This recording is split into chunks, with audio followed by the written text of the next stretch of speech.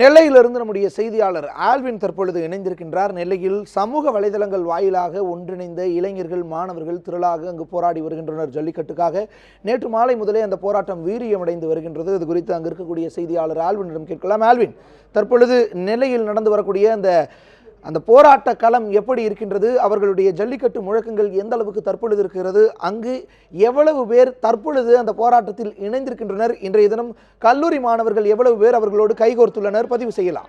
தமிழர்களினுடைய பாரம்பரிய விளையாட்டான ஜல்லிக்கட்டு, அதே போன்று ரேக்லா உள்ளிட்ட போட்டிகளுக்கு தடையை நீக்க வேண்டும் உள்ளிட்ட பல்வேறு அம்ச கோரிக்கைகளை வலியுறுத்தி தமிழகத்தினுடைய பல்வேறு இடங்களில் மாணவர்கள் ஒன்று திரண்டு தங்களுடைய போராட்டங்களை முன்னெடுத்து வருகிறார்கள்.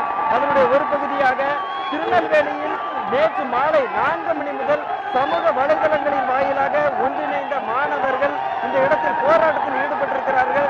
பாளையங்கோட்டை வஉசி மைதானத்தில் அவர்கள் இந்த போராட்டத்திலே ஈடுபட்டிருக்கிறார்கள். தொடர்ச்சியாக தங்களுடைய கோரிக்கை மத்திய மாநில அரசுகளுக்கு எட்டும் வரை தங்களுடைய போராட்டம் தொடரும் என்ற கருத்தை அவர்கள் முன்வைத்திருக்கிறார்கள்.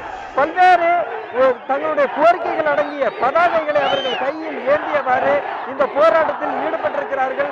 தொடர்ந்து இந்தியாவில் பீட்டாவை தடை செய்ய வேண்டும் உள்ளிட்ட பல்வேறு அம்ச கோரிக்கைகளையும் அவர்கள் வலியுறுத்தியிருக்கிறார்கள். இது குறித்த கருத்துக்களை இங்க இருக்கக்கூடிய மாணவர்களோடு பேசலாம். தம்பி வணக்கம், நீங்க இப்ப எங்க இருந்து வந்திருக்கிறீங்க? உங்களுக்கு என்ன மாதிரி இந்த போராட்டத்தில் ஈடுபட்டு இருக்கிறீங்க? என்ன கோரிக்கை முன்வைக்கிறீங்க? அரசு தமிழ்நாட்டில் ஜல்லிக்கட்டை கண்டிப்பா நடத்தியே தீரணும். அது தமிழரோட பாரம்பரியம். எங்களுக்கு நீதி கிடைக்க வரைக்கும் இந்த போராட்டம் தொடரும். இது திருநெல்வேலியில் பாரம்பரியம் நடக்குது. தமிழர்கள் கலாச்சாரம் ஜல்லிக்கட்டு, அதை பீட்டாவை தடை செய்யணும். இந்த நியூஸ் 7க்கு நான் நன்றி சொல்றேன். அவன் ஜல்லிக்கட்டு ஆதரிக்காங்க. திருநெல்வேலி தொடர்ச்சியாக இந்த இடத்தில் பரபரப்பட்ட மக்களும் நம்மோடு இந்த போராட்டத்தில் ஈடுபட்டிருக்கிறார்கள். அது மட்டுமல்லாமல் இந்த போராட்டத்திற்கு ஆண்கள் மட்டுமல்லாமல் மாணவர்கள் மட்டுமல்லாமல் மாணவிகளும் இந்த போராட்டத்திலே திரளாக கலந்து கொண்டிருக்கிறார்கள். அந்த நேரடி காட்சிகளையும் பார்க்கலாம். ஏறத்தாழ பல நூற்றுக்கணக்கான மாணவிகளும் இந்த போராட்டத்தில் தன்னார்வத்தோடு இந்த போராட்டத்தில் அவர்கள் கலந்து கொண்டிருக்கிறார்கள். தங்களுடைய கோரிக்கை என்பது நிறைவேறும் வரை இந்த போராட்டத்திற்கு தங்களால் என்ற ஆதரவை தெரிவிப்போம் என்றும் அவர்களும் தெரிவித்திருக்கிறார்கள். தொடர்ச்சியாக இந்த பகுதியில் இருக்கக்கூடிய மாணவிகளோடு நாம் பேசலாம். மேடம் வணக்கம், நீங்க எந்த ஊர்ல இருந்து வந்திருக்கிறீங்க? இந்த போராட்டத்தில் நீங்க முன்வைக்கக்கூடிய கோரிக்கை என்னவாக இருக்கு? நான் சென்னையில இருந்து வந்திருக்கிறேன். சென்னையில இருந்து இது என்னுடைய நேட்டிவ் சொந்த ஊருக்கு வந்திருக்கிறேன். சொந்த ஊருக்காக நான் பார்ட்டிசிபேட் வந்திருக்கிறேன். ஜல்லிக்கட்டு கண்டிப்பா நடக்கணும். இதை நான் ஒரு இதுவா வைக்கிறேன். அட்லீஸ்ட் ஒரு மாற்றமாவது கொண்டு வந்து ஜல்லிக்கட்டு நடக்கணும் நான் வேண்டிக் கொள்கிறேன். தேங்க்ஸ். நிச்சயமாக இந்த பகுதியில் இருக்கக்கூடிய மாணவர்கள் வெயில் என்று பாராமல் தொடர்ந்து பல மணி நேரமாக நேற்று மாலை துவங்கிய போராட்டத்தில் தற்போது வரை ஈடுபட்டு கொண்டிருக்கிறார்கள். இந்த போராட்டத்திற்கு தொடர்ச்சியாக திருநங்கைகளும் ஆதரவு தெரிவித்திருக்கிறார்கள்.